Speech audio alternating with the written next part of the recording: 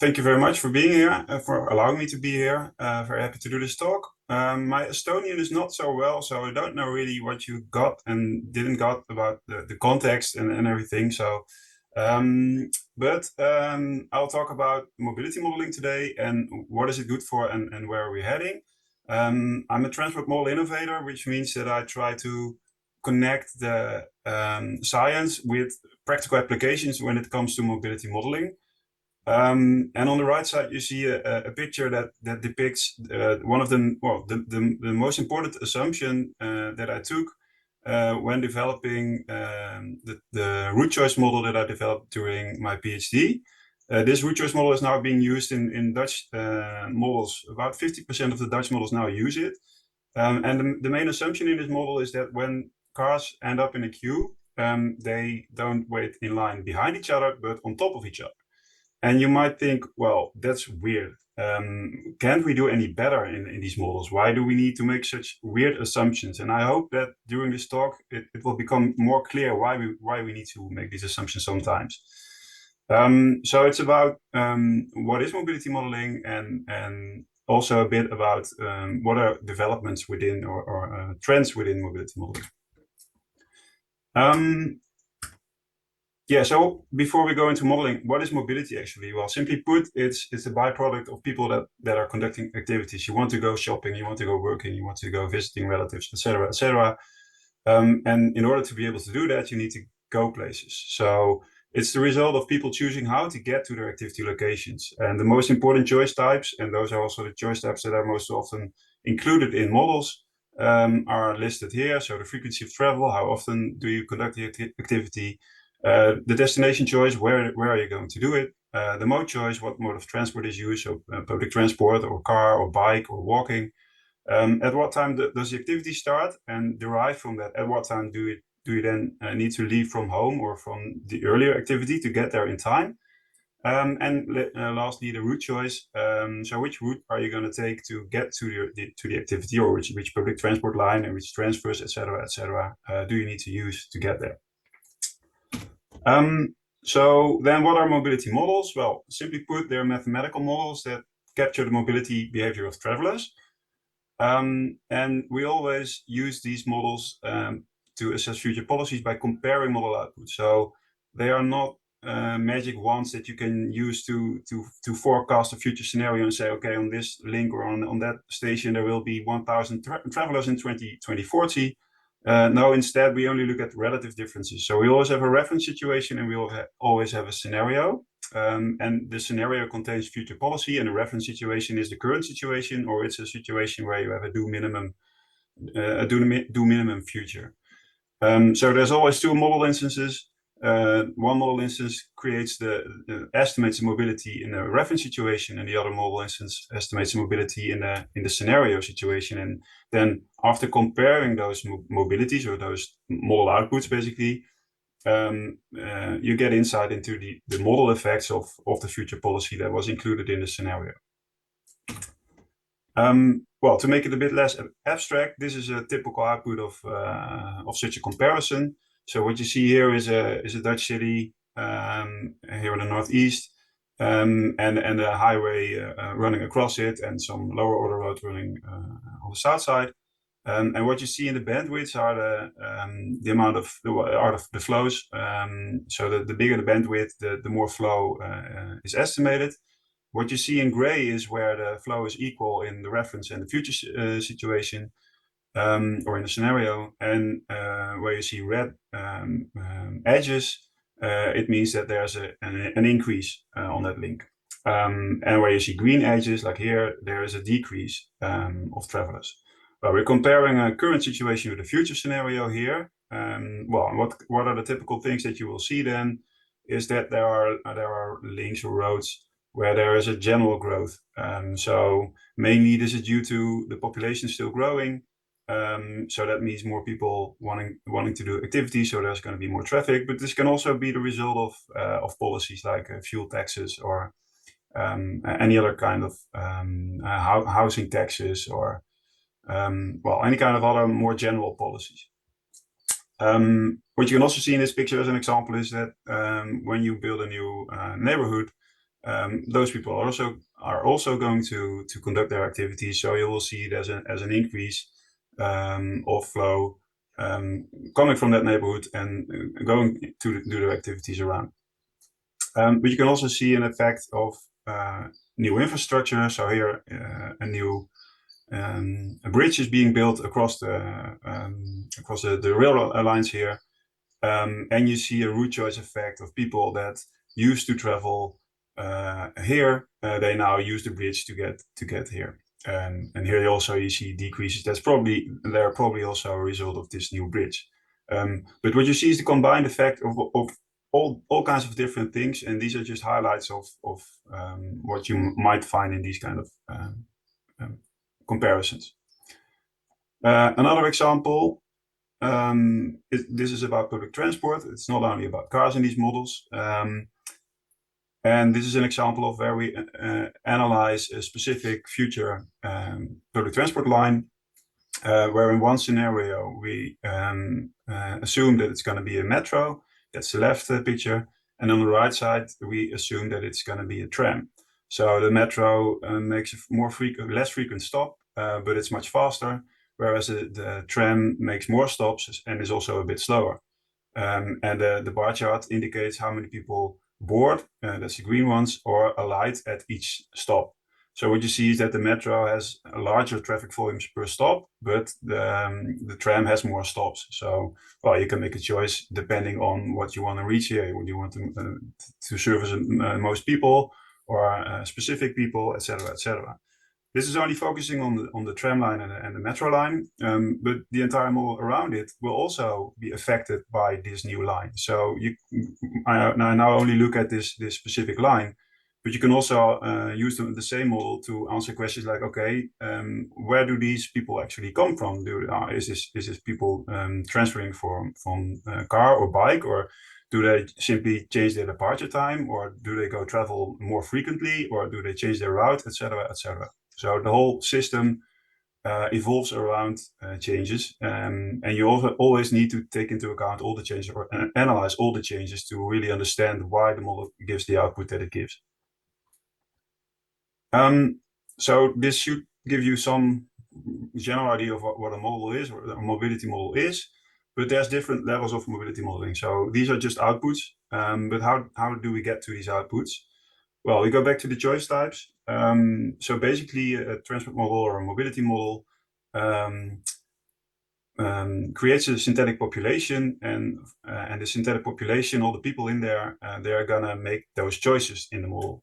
So they are going into a model that describes the frequency of travel. They're going into a destination choice model, a mode choice model, a time choice model, and a route choice model. And in the end, this gives us a synthetic diary of all those synthetic people, what they are going to do and when they are going to do it and how they are going to do it, which results in their mobility. Generally spoken, we distinguish travel demand models as models that describe the frequency, the destination, the mode, and the time choices. And the travel demand models describe what, where, and how people want to travel. And then the route choice is put in another type of model, which is called the traffic assignment model, and that describes what those desires, what that actually means on a network level. So the traffic assignment model is not only about route choice, but also about the resulting travel times and cost when people make those route choices. So it allows for feedback mechanisms, like it's going to be busy on some road, then people will divert to other roads. And in order to cater that mechanism, you also need what we call a network loading model that translates those route choices into travel times and cost. So it's not really a choice model, but it's part of the route choice component, and that's called the traffic assignment model. Oh, I'm going too fast here.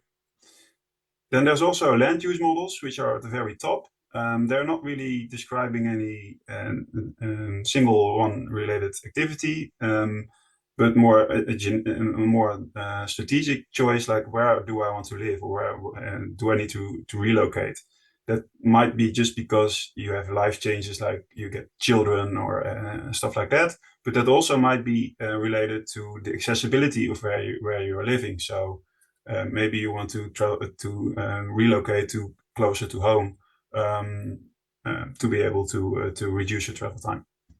And that's being captured in land use models. And when you couple land use models with travel demand models and traffic assignment models, you get a land use and transport interaction model. And I mentioned this because this is also the ambition that we have in the LAM project to create. So which choices to include and what does that mean for what kind of model you end up with? Well, it depends on the application context. And what you need to be aware of is that a change in behavior, which is what these models try to give insight into, is that it's triggered by changes in circumstances. So a change in travel time between the reference and the scenario, or a change in ticket cost, for instance. But people don't respond in an equal amount of time to these changes. So it depends on the choice type how long it takes before people really change their choices. So when you're talking about the change of route, you're talking about seconds or minutes or hours or days. You can basically always say, okay, I'm going to change your route. Maybe there's habit involved and it takes a couple of days or a couple of hours. But if there's enough congestion, then sure, you'll change your route. Changing your departure time is a bit harder. You don't want to wake up earlier than you need to. And also a lot of habit is involved there. And also interdependencies within the household. For instance, you need to drop off your kids, or you just need to be at some place at your work at a certain time. Change of your destination and mode is even harder. It's about months or years maybe. And changing your trip frequency, how often you go shopping, how often you go doing social recreational things, that's really being biologically implanted in our minds. So there's studies showing that we haven't changed those frequencies per trip purpose in decades or in centuries even. And there's a change of origin, and then you're talking about years or decades. So each change has its own response time, and depending on which choices you include in your transport model, you're also going to have a more strategic, more longer term model when you're including more choice types on the upper part of the figure.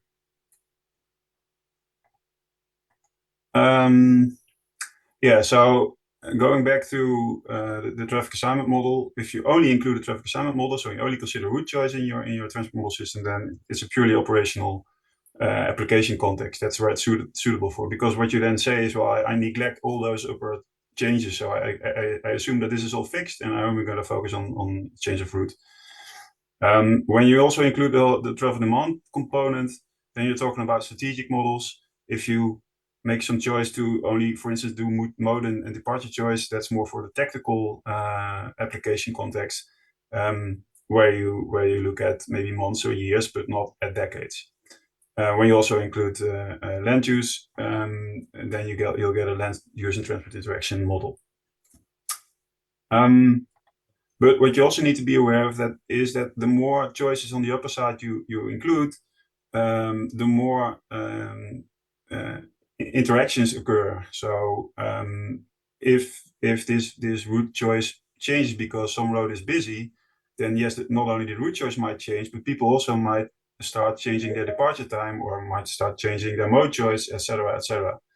And this is modeled in the systems, in the model systems, by feeding back travel times from the lower to the upper choices, until the system converges to a stable system state. And we want to have that stable system state because you want to be able to fairly compare the different outcomes. You don't want to compare an outcome where the reference shows a situation that would occur right the day after the new situation is there.